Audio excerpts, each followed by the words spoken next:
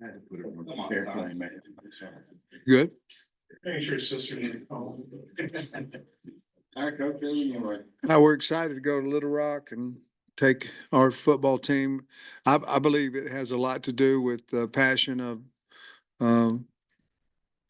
the state for a long time ago. I know it originally started, there was no televised games, many, one or two on a weekend. And I think that had part of the reason to go over there. War Memorial their stadium was better than this one in the past, and they had lights. We did not. There was a lot of reasons to go over there, but I think the passion overall from the years of Arkansas football had to do with something about our willingness to go play games in Little Rock.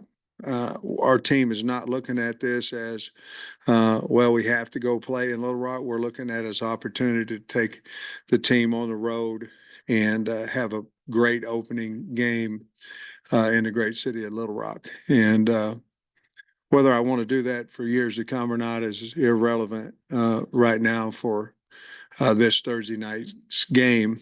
But we are excited to go over there. It's on our schedule. It's where we're going to play, and we're excited to go over there. And we hope that we'll have a whole lot of fans at the game supporting our football team. Looking forward to playing Pine Bluff. Looking forward to playing a in-state opponent. And we know that Coach Hampton has done a good job. As he goes into this year, he'll know more about his team, and they'll have a better team, as I hope we do as well. But we have a lot of respect for University of Arkansas Pine Bluff, and we're looking forward to getting over there. Very good going. Coach, you planning on, I guess, bussing down on Wednesday and flying back? Is that kind of and just what's the schedule coming up? No, Trey, we are going to bus over there, but we'll bus back as well. Certainly helped us. We can save a little bit of money, but more importantly, with us having a 2-day advantage on our opponent, our kids will be off Friday, then we'll practice Saturday, then they'll be off Sunday, and then we'll go into a regular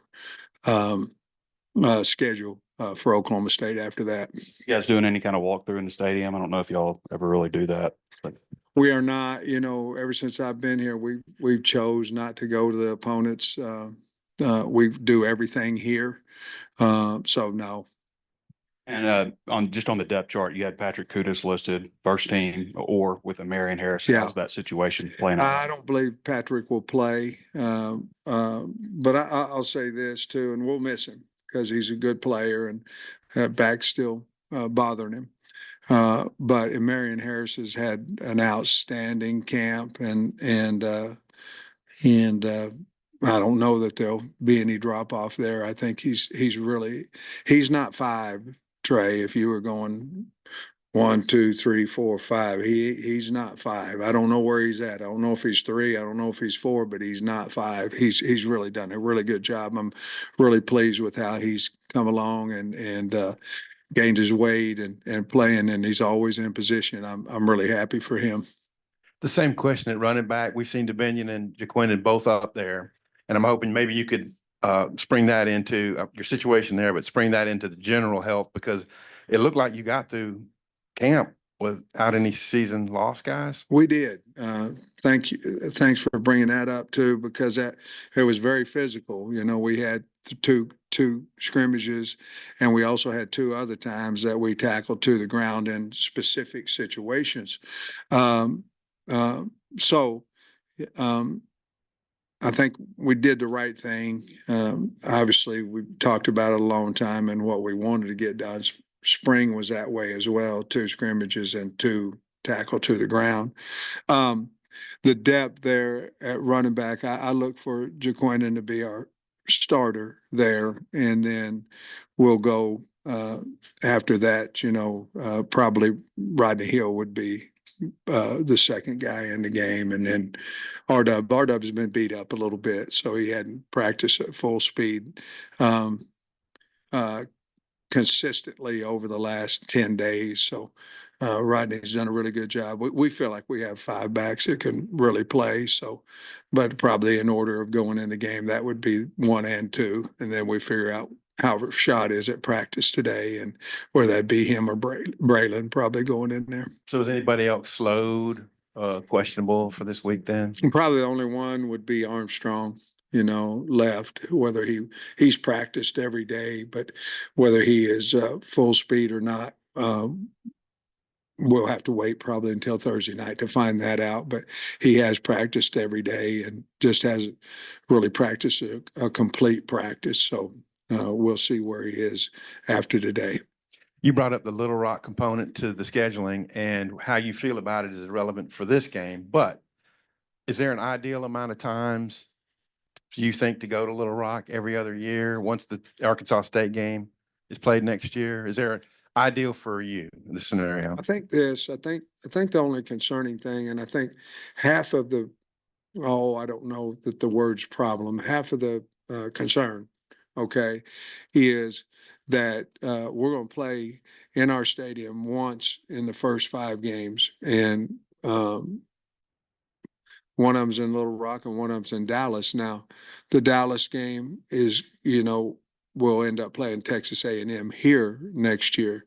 But if you look at it and you consistently look at it, I believe the year we won 9, I think we had 6 games and I think 4 of them, y'all check me on this, but I'm saying, I think 4 of them were home games and we were in here twice, and I, to be honest with you, I just don't know that it's fair to the fans. I mean, they know where the University of Arkansas is. They can plan it. They can get here for games. I think they want to be here for games. So there are problems with that, including the one for 5 here. I don't know the answer, to be honest with you, in the future. Obviously, we're going to go play Arkansas State a year from now over there in Little Rock, but I think there's a lot of conversation probably needs to be had between now and 2026.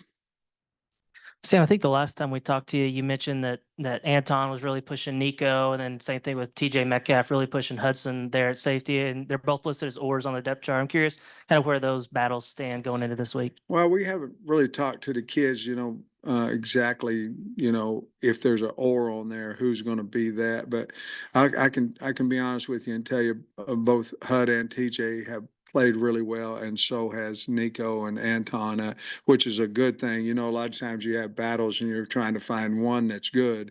Both those battles are between 2 really good players, and they both will play all 4. You understand what I'm saying, but I think we still have another physical practice today, and we'll find out what we're going to do at that point. But again, who runs out first is probably more important to the kid and maybe the media than it is to us, because they're going to certainly play their reps. And I'm curious your general feeling when it comes to like bulletin board material, like if another player, or coach on another team says something, do you address it with the team? Do you like let them know like, hey, this is what they're saying, or is it like, hey, they see it anyways, no need to bring it up? Nowadays everybody sees everything, so we have a lot of respect for Pine Bluff and their staff, and so we'll just leave it at that and try to go out and play our best game. Sam, I remember, I think the pre-camp presser, you said you thought it was important to figure out a kicker within a couple of weeks, and the depth chart has or. It sounds like Shipley's been doing pretty good. But I guess is Ramsey healthy again, or why is that an or? And is it really you don't know who's going to kick Thursday? Well, all of them's oars because we haven't talked to the kids about it, to be honest with you. Some of them they're so close of a battle that we still need to practice 2 more days before we figure it out. Again, that doesn't mean that we don't have confidence in the oars, because we do, or they wouldn't be on there. We haven't spoke with the kickers yet about who's won that job. And once we do that, I guess you'll find out on Thursday. I hate it, but we just haven't, at this time of the media, we haven't talked to the kickers about who's won that battle. I can say this, they both have kicked well. Ramsey was hurt for a week. We shut him down for 5 days, and then he was back yesterday and did a really good job on his field goals. And there's been a lot of talk from players and this, Eric talked about how far Harris has come since, I guess, the spring. And you're down there with the line a lot. Specifically, what is he doing that's, made him, one of your top guys? I just think he's so much more motivated, and his body gives him a chance. He had lost so much weight, and he was down to 275, 278 pounds. And I'm not for sure if that didn't affect his mind as well, because he wasn't able to move people. He always had good quickness and always had pretty good technique. But now I think him being over 300 pounds, I think his confidence is much better. He's been here now for 3 seasons. His ability to move people is much better, and he's just. I think he's just playing better because he's confident that he can get it done, and him and Carmona together, they've really been a good. Carmona's been good for him too, if that makes sense. And then I was curious how the mock game or the dress rehearsal, or whatever you want to call it, went Thursday night. I guess I know you're not hitting, but how did it go from a logistics? Well, we actually did this year. We went in shells, and our tempo was good. I felt like the offense, I think, was right at 20 plays. 2 of them were on air, situational, and the defense was around 18. And then we had all kinds of special team situations, and it went well. Now, in the past, we did not do that. I mean, we did the special teams, but we didn't physically get after each other. I just felt like we're trying to talk about being tough, and you can't be tough unless practices are tough, and the expectation is tough. So we did that. It went well. How about dealing with social media distractions? You mentioned that last week, Coach, that you thought you would have to deal with some adversity at some point. And when that comes, last year, maybe you didn't do the best job. This year, you feel like you've equipped your team a little better to handle that outside noise. Yeah, I think so. And we really haven't gotten into a stressful situation yet, so we're going to have to figure that out once that happens. There's situations that are adverse during a game, and then there's certainly adversity after a game, speaking of media.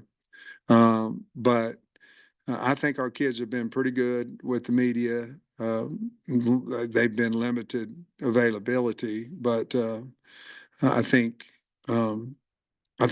we've got a mature team, so I feel pretty good about it. And we've spoke about it quite a bit as well. So I think we're going to be in pretty good shape there as well. We have a mature team, so I think we'll be in pretty good shape.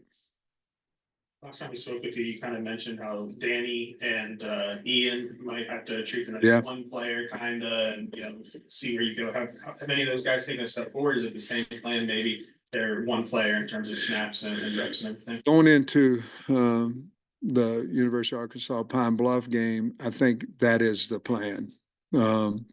Where we've been rotating, on 4s, there's just no way that we can do that with a Landon Jackson. I mean, we can't. We need him on the football field. Maybe Cam Ball as well.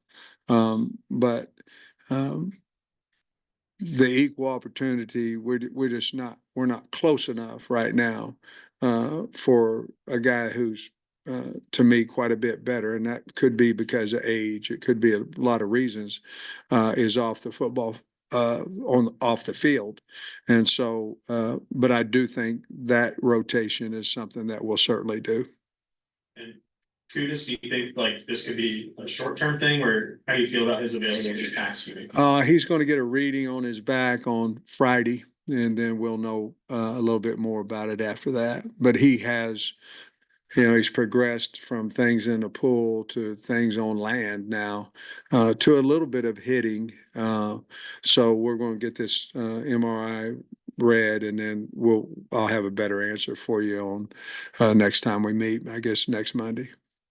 Last thing, just, I know it's a game, it's not practice, but how much of week one maybe can be part of that competition at, defensive end, safety, cornerback, where you have some of those guys fighting for depth chart? Great question. I'm really excited about that, to see game ready competition. And you just don't say, we talked to them about scrimmages, and the game's the same way. You don't stay the same. You just don't. You go to practice and you go out to a game, you get a different person. I mean, you do on a Saturday, or in this case, a Thursday night. They're either going to get better or they're going to get worse. No coach is going to come in and say, well, that's about what I thought we was going to get out of it. It goes up or it goes down. And so I'm really excited to see how each one of these guys that are in a battle, and those are not, for that matter, to see how they play. We have so many new players, and of course, I heard Arkansas Pine Bluff has maybe 52 or something like that came in July, so very, very difficult to really, really, really know what you have until you line up there on a Saturday night. You think but it'll be a lot of fun to find out truly what we have. Coming into fall camp, you said you liked Andreas Poshka, but you need to love him. I guess how much closer are you to loving him, and what have you seen from him throughout the fall camp? Well, I love the kid. A lot of it was understanding the offense, being able to play faster because of that. He had a really good offseason, gained some weight, stronger, faster. He's very aggressive. So there'll be times in there, depends on, what personnel that we use, that he'll be the first guy out there. Now he might be out there with another tight end. So he's come a long way. I believe that we'll find out more about him on Thursday night, but I've been pleased with his progression over the last, whatever it's been, 21, 22 days. Coach, last year, I think a full week out, y'all announced the captains, but you Yeah. haven't yet. Are you know them, or is there a reason for the delay? Well, I've changed that one too, with the portal and all that. I think naming captains this early. When I was at Georgia, Trey, they named them after the season, and they just had a rotating guys. I do think what we're going to do is we're going to name 4 game day captains for a while. And I don't know how long that's going to be. I don't know if that's going to be to game 10. I don't know if that's going to be during the bowl prep. I don't know when that's going to be that we decide who our captains are. But I just think here, twofold, Trey, to be honest. I think that we have too many captain-like guys on our team right now to get to 4. I think let's let them play a little bit. Let's see them in the adversity. Let's see who really is the leaders on a Saturday afternoon. Again, we have 39 new guys. So I just thought that it would be kind of cool if at the end of the year, if you had 48 guys or you had 36 guys that represented the team as captains. I mean, let's look at this. You're going to Little Rock. So if you're sitting there thinking who could be game day captains, well, you start thinking about your kids from Little Rock that are starting. You start thinking about maybe a guy from Memphis, whatever. And I think it would mean something to those kids, and they had the opportunity to walk out there. And, captains have changed. They never ask a captain, what do you want to do or anything. Most of the time they don't ask me. They just, you're going to take the penalty and we're moving on. So that's really something that could kind of be neat that I thought about, that you could have 48 guys in a 12 game go out there and then maybe decide who really earned the captain spot after the year during possibly bowl prep. Just kind of going through thinking too deep in my head, but Nico was like the only guy I could think of Yeah. that's Well, you have in Marion as well, now, and, then if you didn't have a lot of Little Rock kids, you might go back to the state of Arkansas because we're going over there. So we've got an idea. We haven't talked to the team about it yet. You're trying to get it out of me and I'm not going to give it to you. All right. You watched some football games this weekend and anything I that you did. maybe could apply to your players for, hey, look how this guy, or penalties or anything like that you might Well, apply? I think we did a turnover circuit again, individually, because we saw quite a few balls on the ground. Penalties obviously are a big part of the beginning of the season. We did show a couple of clips to the teams, about, some things on special teams where, guy muffed a fair catch on the kickoff and they got it on the one and next play was a safety. He was not in the end zone, makes a big difference. So there was some situations like that, but basically it's the message was about what you believe that you can do, and rankings in preseason are so inconsistent with what you have. You see Georgia Tech and Florida State, and if you looked at that game, no disrespect to either team, but it wasn't a fluke. Georgia Tech and them went toe to toe, and two good football teams. Georgia Tech found a way to win the game. That's how our season started last year as well. We just didn't. We were Florida State. We weren't Georgia Tech at the end of the game, and so they're all learning situations. And why did it happen? And because Georgia Tech could have blown up there at the end with the snap, and then they come back and have two really good plays, and the kicker goes in and wins the game. So, yeah, there's some situations that we saw that we used with the team.